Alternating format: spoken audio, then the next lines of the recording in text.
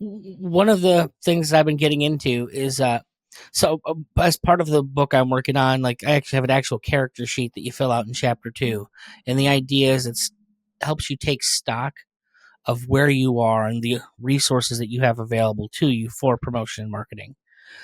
But one of the things that I make sure everyone does on there is, part of your character sheet is, who are you? What are the things that you're interested in? This is outside of writing. This is outside of anything. Like, I don't care. You're interested in heavy metal music, gardening, whatever it is.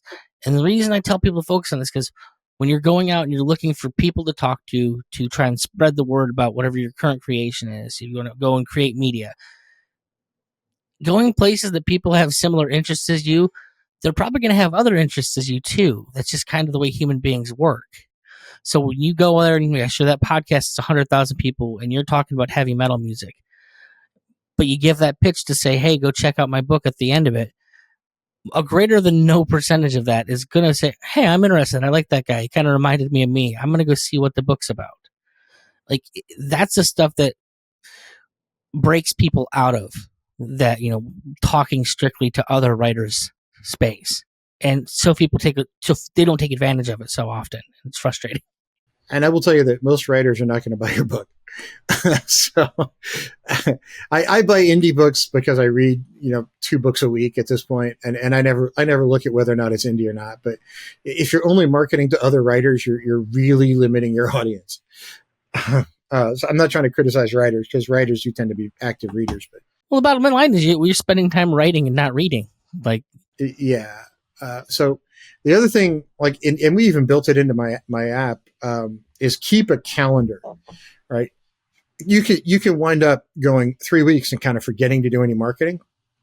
Keep a marketing calendar. We built one into the app. So it's like, you can look on a particular day and see how you're doing. And the other thing is, this sounds funny, but data matters, right? So look at your analytics on all the posts, or if you have a tool like the one I built, you can look at individual post analytics and say, okay, what posts got high engagement? What posts got terrible engagement? And guess what? The ones that got terrible engagement, don't do that anymore, right? do the ones that have high engagement. And when you get ones that have high engagement and then you realize, oh, my marketing posts aren't doing as well. Well, no, your marketing posts will never do as well as like a post about me and my daughter out walking my Jack Russell Terrier, right? It's just never going to do. Once again, not what the platform is for. It's not going to do as well, but it will do better. And the more engagement you have with your following, the more active your following is, the better your marketing post will do. So you might get 1 in 100 people that see it. When you're at 1,000 followers, that's sort of 10. But when you're at 10,000, 12,000, 30,000 followers, now more people have seen it. And the more people that share it, and that whole word of mouth thing actually matters. The more word of mouth you get, the better off you are. Because, you can buy all the ads in the world you want. But think about the movie you were on the fence to see. So think about when Sixth Sense came out. It did a much better second week than it did its first week. And its third week was even bigger. That had nothing to do with their marketing. It had to do with people going to work going, oh my God, did you see this movie called The Sixth Sense? Right. So word of mouth sold that movie. None of their marketing actually did. Most movies are all about opening weekend. That thing was about its third weekend. So word of mouth carried that film. I would say word of mouth is why Signs happened. Well, it probably, but yeah, yeah, exactly. Because that movie was weird. But it was not. But word of mouth is something that really makes a big difference. And I almost didn't go see the movie Avatar when it first came out, because I looked at the previews and I'm like, what the heck is this? And then I went to work. I was still at MIT, and the only thing anybody could tell me about it after they came out was, you got to see the special effects. I'm like, that's it. There's nobody had a comment other than the special effects were great. All right. So if you're going to go see it, you go see it just for that, and you don't care. How many people have watched Avatar since it left the theater? I mean, it makes a lot of money in theaters, so who knows? Well, James Cameron made all his money in the theater, right? And he doesn't care. And now he's got a Disney thing. But yeah, my point is that word of mouth carried people for that, and it's not going to carry it, now. Whereas if somebody tells me, hey, have you thought about this movie or that movie, and it's something from the 80s or 90s and I haven't seen it, I can find it on streaming and go watch it. But, they're not marketing anymore. Yet I've had people come to me and suggest movies that are 20, 30 years old. that I've gone and found. And James Cameron is a great example of that, because even when we're talking, in the micro level about this one movie, the bottom line is that James Cameron has a 40-year career at this point of making spectacles on film. So he has cultivated that word of mouth around him for years by constantly delivering on what he promised to deliver, which is spectacle. Terminator 2 is known for the visuals. You go back and you watch The Abyss. As horrible as that movie was to make, god damn, it's fun to watch. It is. The original Terminator. I mean, it's not. Yeah. You get down True Lies. I'm like, come on, Titanic. Right? I mean, it's big spectacle films, so what you're going to get into it with him, which only makes the word of mouth. Like when someone comes back as, "Oh my god, you have to watch it." It's like, that makes sense. So now it's building on itself. Yeah, and also it's like other people who are word of mouth. It's like you take Stephen King for instance. Stephen King can put his name on a napkin and wind up selling it as a piece of literature, right? But when you mention a Stephen King movie, everybody's like, okay, they're hit or miss, really. How is this one? Yeah. Well, I think I would argue Stephen King has kind of also done that to himself in the writing area over time, because he's starting to write a few more negatives than positives in my calculations. Yeah, he's had a few clunkers lately, but he's also... I will always bring it back to From a Buick 8 Yeah, well, that's true. But he's also in his 70s now, so you got to look at it like, all right, he's still actively working and he's in his 70s. You got to let that... Honestly, I think he'd probably do even better if he just stayed off Twitter. Probably. But I don't think he cares. He makes like $40 million a year, whether or not he works at all, so... Well, I was laughed because it said that there's that Family Guy joke with Stephen King, and it's where he goes to the publisher and he's like, I got a new book. A New England family is terrified, and he just looks around the room and he's like, a lamp monster. And he's like, you're not even trying anymore, are you, Stephen? Ooh. When can we have it?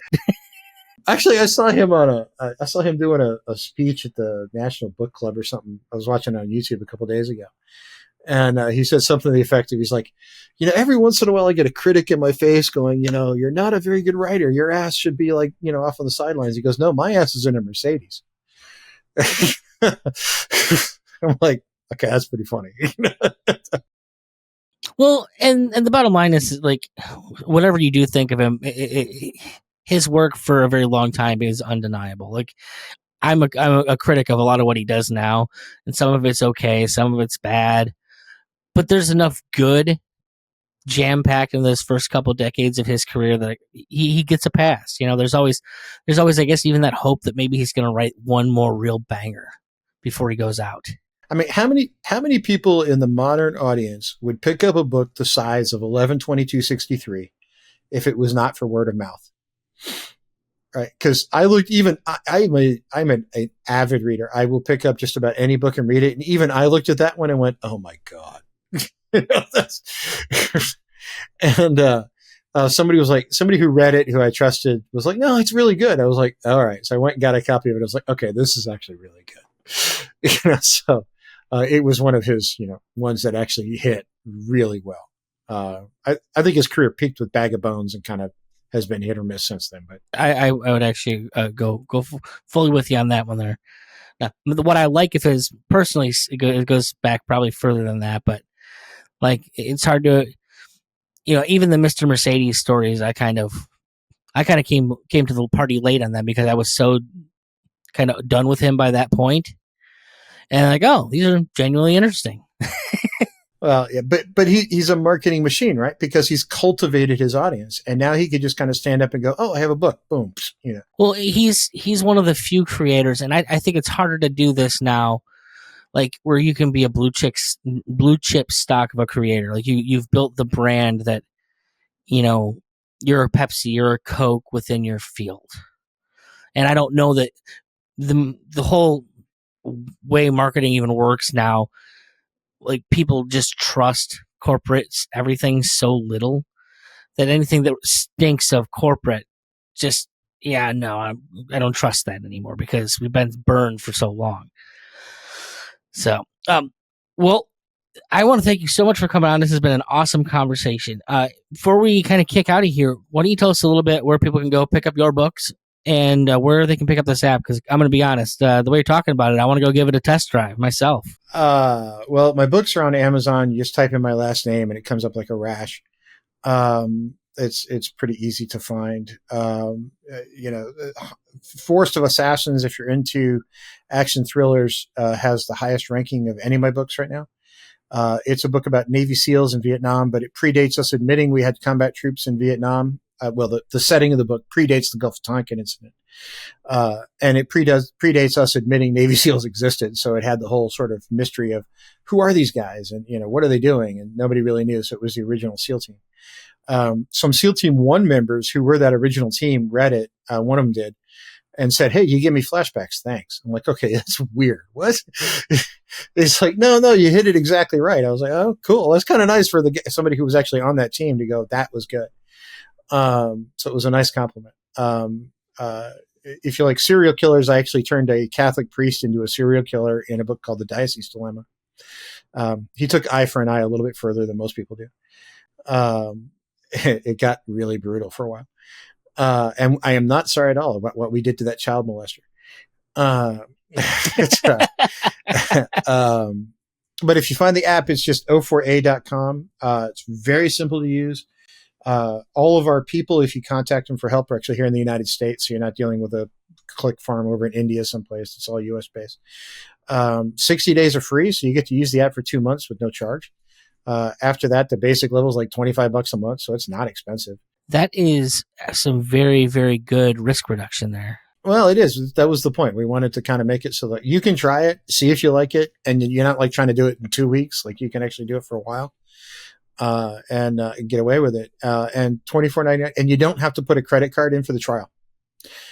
So it's, we're not going to say, oh, put the credit card in, and we just won't remember. We'll just kind of forget to tell you when it's about to charge you, right?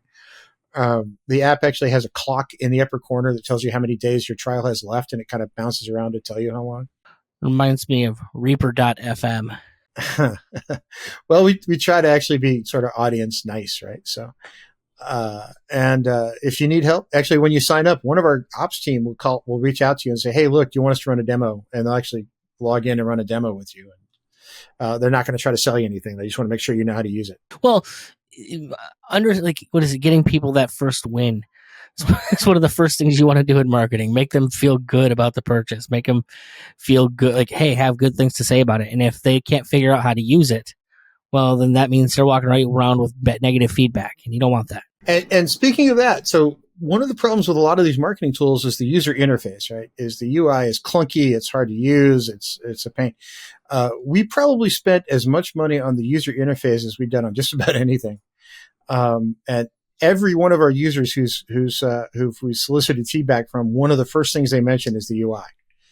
And we have not had a single complaint about it. We've had a couple suggestions on how it could be better, and we actually implemented them, pretty quickly, actually. We take user feedback on adding, functionality all the time. For instance, we recently just added, Instagram collaboration. So you can do like an Instagram collaboration through the app.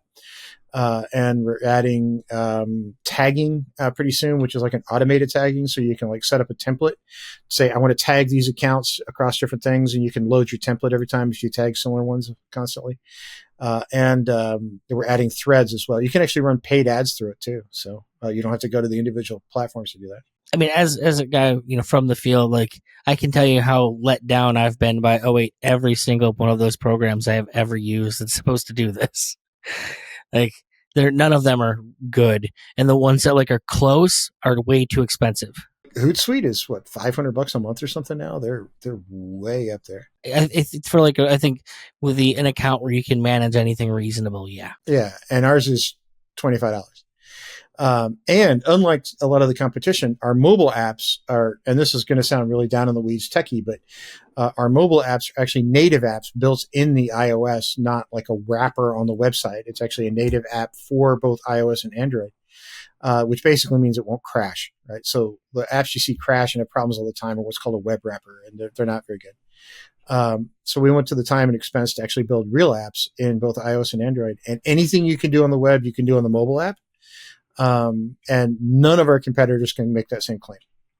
So you can be on your mobile phone out at Half Price Books, which I've done, and, stand there and post a big picture of the aisle and get it hashtagged properly all through the app, and you don't have to deal with it. And if your media file works, you can actually run one post to every platform out there. So you can send the same post to Twitter and Instagram and Facebook if you want, and not have to write it 3 times.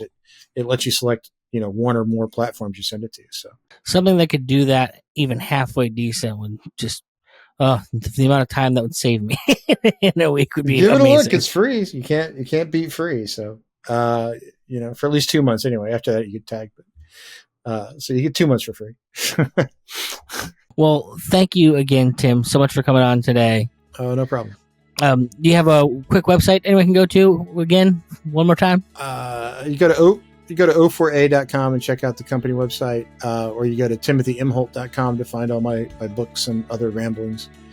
And I'm always around on social media, so I'm pretty easy to find. He is always around on social media. I enjoy commenting on his posts with relative frequency, folks. So. All right.